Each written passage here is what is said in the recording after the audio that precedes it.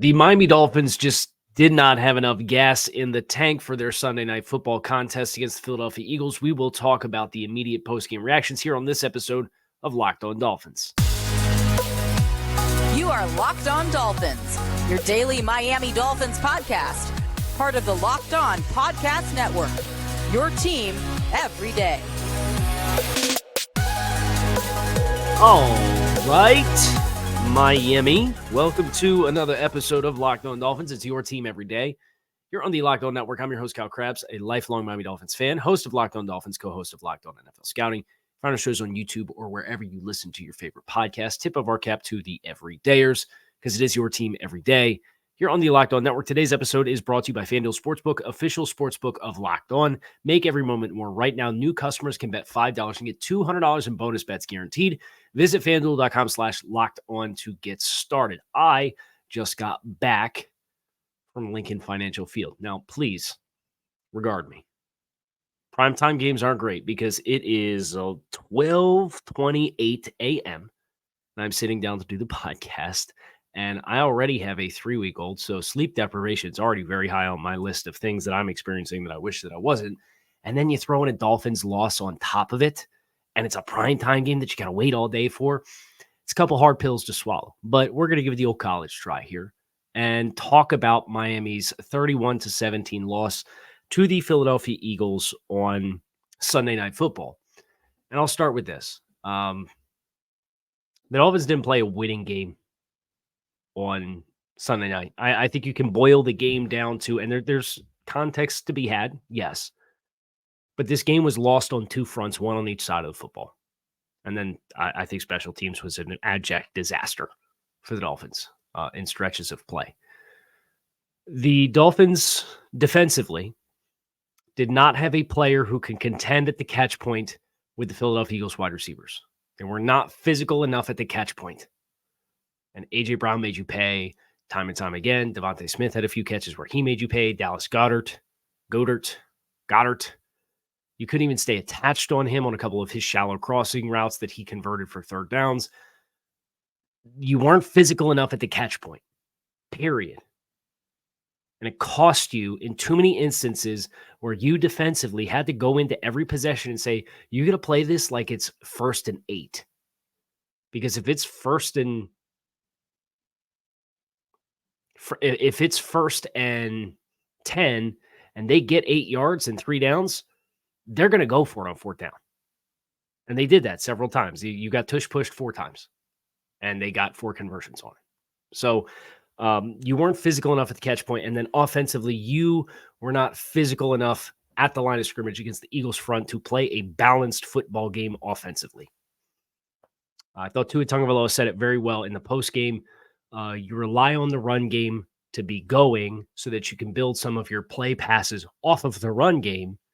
And if you don't have that, then you become more of just a drop back passing team. And that's what the Dolphins had to be throughout the course of this game. Now, you can point to injuries. You can point to calls. You can point to the Philadelphia Eagles. I think that's the first place you should point. That's a really good football team. And sometimes you just lose a game. Like, I know there's a lot of frustrated Dolphins fans. Oh, the Dolphins went on the road and they lost to another good football team. They're not a good football team. It's not true. The Philadelphia Eagles ran into the locker room after the game screaming, "Stop doubting us." Like this was a statement win for them, which tells you they think the Dolphins are a good football team. The Dolphins are a good football team.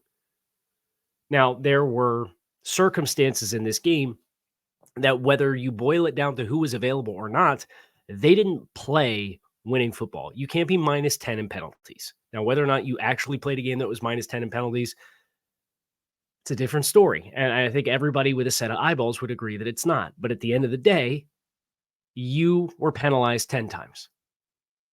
You were not physical enough at the line of scrimmage to run the ball with consistency. And that went on the edge when you tried to run at Hassan Reddick multiple times to the perimeter. Now, they got the perimeter run game going in the second half, but the execution of getting a body on Hassan Reddick early in the game was not there, and it blew up several possessions.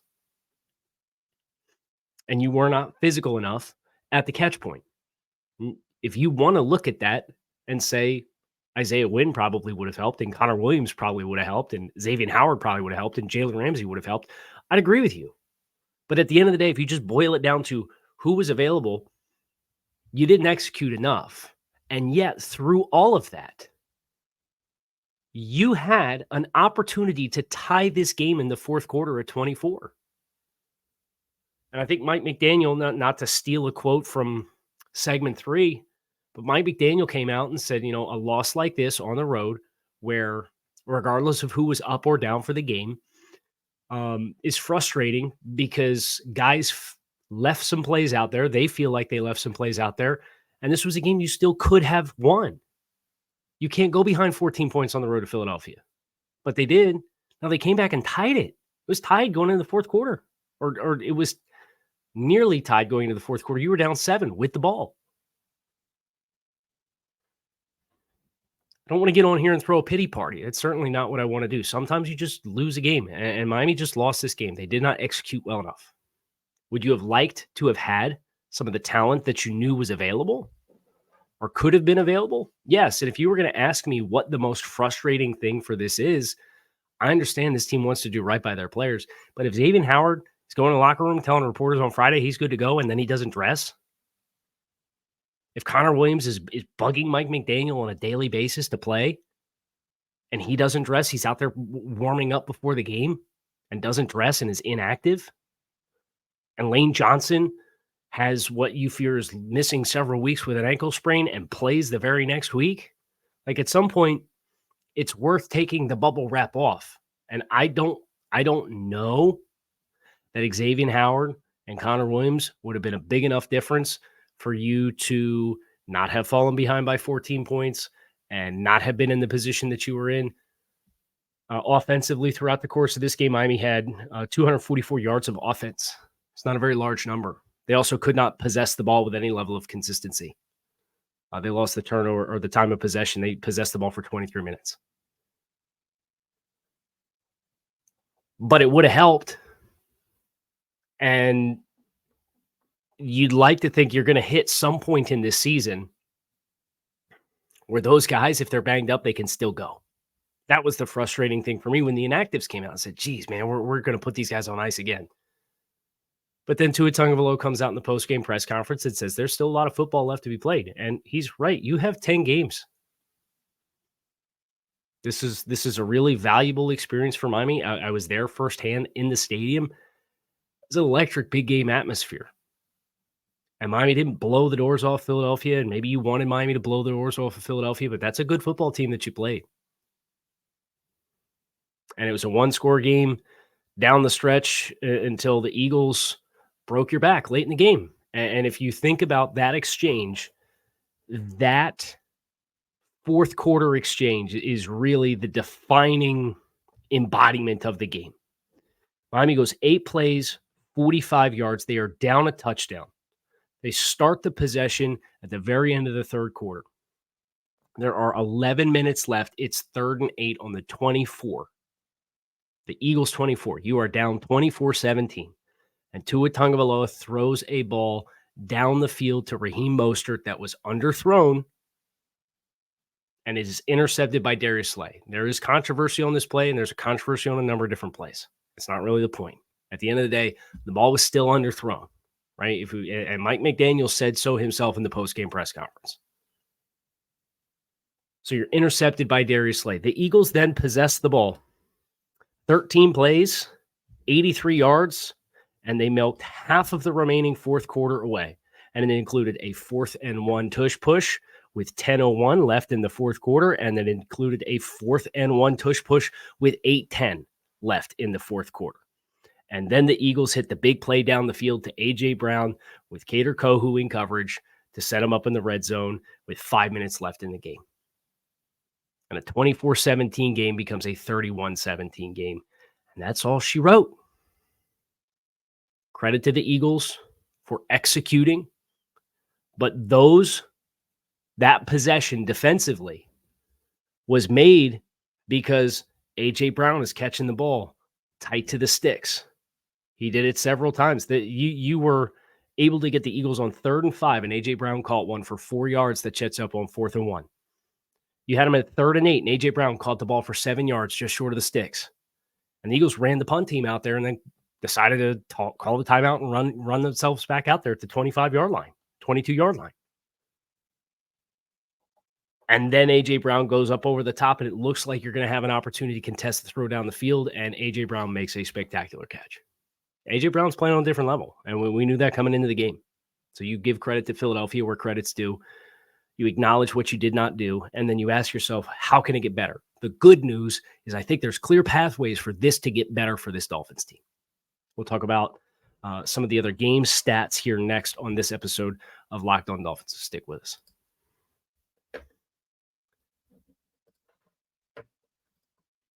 Our partners at eBay Motors have teamed with Locked On Fantasy Football host Vinny Iyer to bring you some of the best fantasy picks all season long.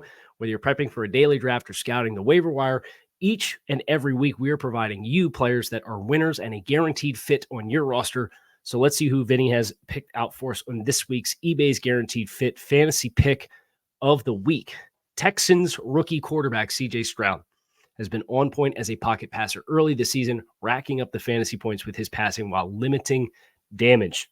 Through 6 games, he's thrown only 1 interception to go with his 9 touchdown passes and averaging just under 277 passing yards a game. In Week 8, he draws the Carolina Panthers. Dolphins fans, you saw what that defense looked like. I don't think I have to say too much else. It is fallen apart with injuries over the course of the past couple of weeks. The Panthers have few answers for Houston's weapons in coverage, and Stroud will be comfortable to pick them apart for another strong fantasy performance in Week 8. Vinny Iyer from Locked On Fantasy Football is going to help you win your fantasy championship, and eBay Motors knows a championship team is all about each player being a perfect fit.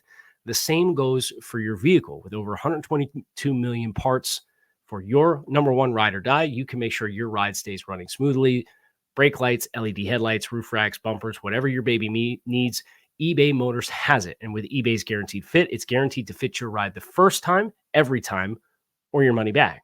Plus, at these prices, you are burning rubber and not cash. Keep your ride or die alive at ebaymotors.com. eBay Guaranteed Fit available only to U.S. customers, eligible items only, and exclusions do apply. So rundown for this game against the Eagles that drops the Dolphins to 5-2. I think you can start there. The Dolphins are 5-2. They remain in sole possession of first place in the AFC East, courtesy of the Buffalo Bills losing to the New England Patriots in Week 7 to drop their record to 4-3. Now Miami averaged 5.1 yards per play, which is nice context. They only ran 48 plays. The Eagles averaged 5.2 yards per play. Each team had an interception thrown. Each team had 1 interception. The Eagles also had a fumble lost. That set Miami up for early points early in the game. The Dolphins lost the time of possession battle 36 minutes and 43 seconds to 23 minutes and 17 seconds. But in spite of that, I thought this Dolphins defense played a pretty inspired football game, especially when you consider they were down Jalen Ramsey and they were down Xavier Howard and what they were able to do. I thought David Long played an awesome football game before he left the game after a collision. That came late in the game for Miami. He's being evaluated for concussion. He was not cleared to return to the game. Javon Holland missed a little bit of time, but he was able to come back. The Dolphins defense had a pick 6, courtesy of Jerome Baker, that gave them 6 points on the board directly from the defense. They harassed Jalen Hurts often, the run defense. The Eagles ran for 99 yards on 34 rush attempts. And I understand there are a few kneel downs there, but the Dolphins played winning football up front in the run defense. The matter of losing the time of possession as severely as you did, to me, came down to the 4th downs and not getting off the field on 4th down. The Eagles were 4 for 4, right? On 4th down. Just, you're not going to win that way. Yeah, 4 for 4. And they were 4 for 12. Miami was better on 3rd down than Philadelphia was, but the Eagles were 4 for 4 on 4th down. Miami shot themselves in the foot as well. They were penalized 10 times for 70 yards. Miami actually averaged more yards per carry than Philadelphia did. 3.8 yards per carry, 12 attempts for 45 yards. And therein lies the problem. You ran 48 plays offensively, and 75% were passes.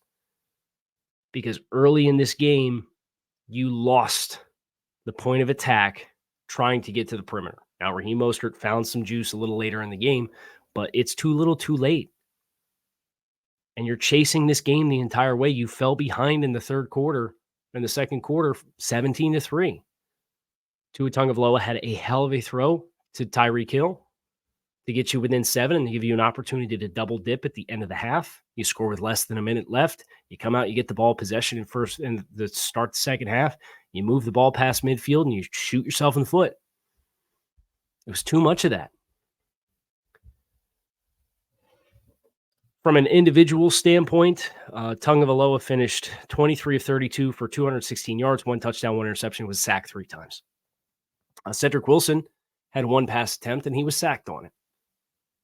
I felt like that was kind of the stage in the game where Miami's defense was playing pretty good, and the Dolphins kind of came out and they said, okay, well, we're not having a lot of success trying to run the ball. How do we get a chunk play? And it felt like they kind of went to the well and tried a couple too many things. Tyreek Hill finished this game 11 receptions for 88 yards and a touchdown. Jalen Waddle, in spite of having back spasms, he missed a good portion of the second half. 6 targets, 6 receptions, 63 yards. Cedric Wilson, 2 receptions for 48 yards on 3 targets. He had a nice adjusted reception along the sideline on the back shoulder throw from Tua. I thought Tua did a few things okay out of structure.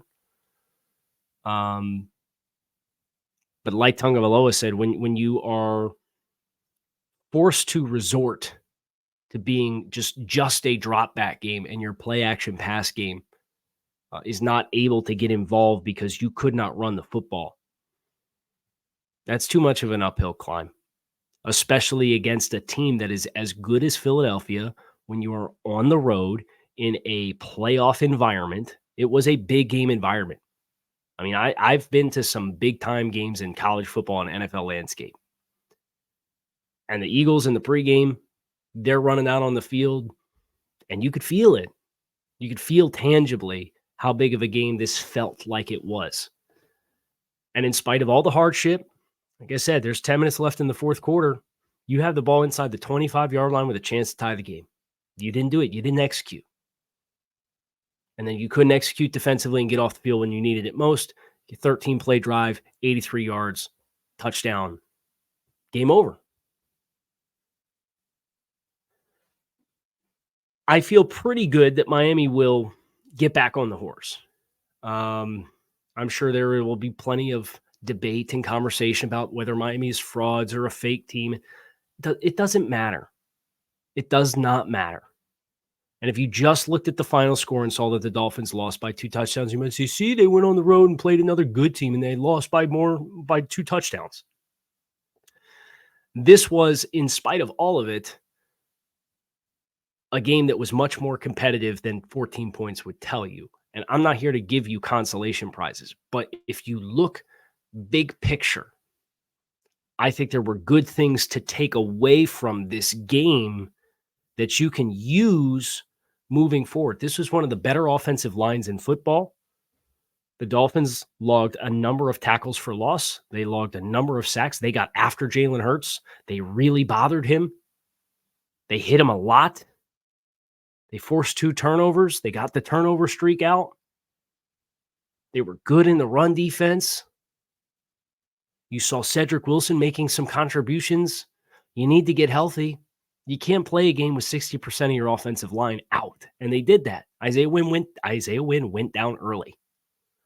Connor Williams didn't dress because they've put him on ice for another week. Tron Armstead's obviously on injured reserve. This was not the team to play on the road with 60% of your offensive line out. And they were. But at the end of the day, if you talk about why they lost because they couldn't execute. But if you're looking for pathways for how that's better long-term, you look at those players and acknowledge there are improvements available to you long-term versus what you put on the field against the Eagles. talk about a few things Mike McDaniel had to say in his post-game presser that will bring us home here on this episode of Locked On Dolphins. So stick with us. Snap into action this NFL season with FanDuel, America's #1 sportsbook. Right now, new customers can get $200 in bonus bets guaranteed when you place a $5 bet. With FanDuel, that's $200 in bonus bets, win or lose. If you've been thinking about joining FanDuel, there's no better time to get in on the action than right now. The app is super easy to use. There's a wide range of betting options that include the spread, player props, over-unders, and more. So visit FanDuel.com/lockedon and kick off the NFL season. FanDuel, official partner of the NFL. So Mike McDaniel in his post-game press conference talked about this young team having another playoff type environment and that being another valuable learning lesson for this team as they move forward. And I think it's a great point because Miami, adverse conditions, adverse crowd noise, you didn't play particularly well early in the game. You're climbing back in the game. You saw good resolve from this team throughout. They just didn't have enough. They didn't have enough execution. They didn't have enough in details. They didn't get enough bounces of the ball. They didn't have enough from a personnel standpoint. It was just too much. The good news, the bad news, I should say, is you're now 5-2. The good news is your season's not over. And not only is your season not over, but think about this for a second. The Dolphins, the rest of the way, play 3 true road games. That's it. The rest of the way, you do the accounting. Home against New England, home against the Raiders, home against the Titans, home against the Jets, home against the Cowboys, home against the Bills. You have 6 home games. You are at New York Jets, at Washington Commanders, at Baltimore Ravens, and then you have a neutral site game against the Chiefs. And that Chiefs game, I think that's a winnable game for the Dolphins. Is Connor Williams going to play? Can Isaiah Wynn dress? Can Xavier Howard play? Can Jalen Ramsey play? Is David Long cleared of concussion protocol? Is Jalen Waddle going to have back spasms? All of those things, if the vast majority of those or even more than half of those are yes, Kansas City's a winnable football game. I'm not going to sit here and tell you you're going to win the game, but it's a neutral site game. And clearly, the Dolphins' attention to detail, and it's really hard to compartmentalize right now for me. The execution on the road against the 2 teams that you have played that you have lost to. You have not had your starting center for either. How much of that is Connor Williams and his role and the value that he brings, and how much of that is traveling and struggling with crowd noise? And Mike McDaniel said, once again, you're still learning how aggressive you can be with your team, with what you're trying to do and accomplish. And the timeout that they had to take, he referenced as a good point of that. He said he changed the play call late and forced the team to take a timeout. Now, Miami also came out the first play possession offensively of the game, the first play, and took a delay game. That can't happen. So there's some stuff that's easily avoidable. But from a big picture perspective, this is the next evolution of this Dolphins team. They next play on the road a month from now. Literally a month from now. Their next road game is at Jets on Black Friday on November 24th. It is October 23rd. This team's played well at home. This team is one of the best teams in the league over the last 20 games or so playing at home. That home field advantage will be, I guess, that next true road game, I should say. Because obviously you have neutral site game, which is the ultimate wild card. Your next true road game, November 24th. For Miami, moving forward from here, you have the Patriots next week. Patriots are coming off a big win against the Buffalo Bills. It's a nice reminder that you can't take this football team for granted. You certainly didn't take the Philadelphia Eagles for granted. But you leave Philadelphia a little worse for the wear, with some valuable learning lessons, but also some things to build upon. I didn't want to make this show about how awful I thought the officiating was for the game, which I did think was awful. I didn't want to make this podcast and show about the injuries and the hardship that sprung on the Dolphins offense, although it certainly did, and the defense. You boil this game down. This was a tough loss on a game script that you had to chase from the beginning because you couldn't execute in the run game early and you couldn't be physical enough at the catch point.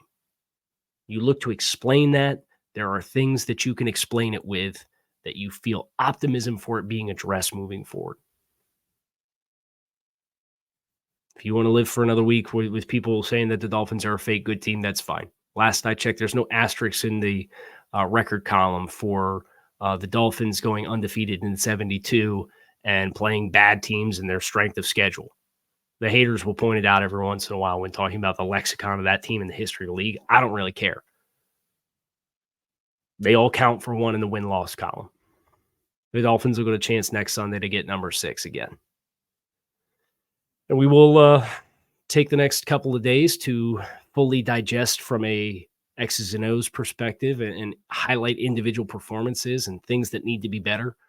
We'll do that next, upcoming here on Locked On Dolphins. So hit subscribe, follow along with us. I appreciate you guys for checking out the show. The Dolphins are 5-2. They are home against the Patriots next week, looking to bounce back after a tough loss in Philadelphia against the Eagles. We'll do film study next. Hope to see you then. I'm Kyle Krabs. Keep it locked in right here on Locked On Dolphins. It is your team every day. You can find us on YouTube or wherever you listen to your favorite podcast. Fins up, chin up. Sometimes you lose them. Sometimes you get the bear, and sometimes the bear gets you. The Eagle got the Dolphins on Sunday night. They'll bounce back, and so will we.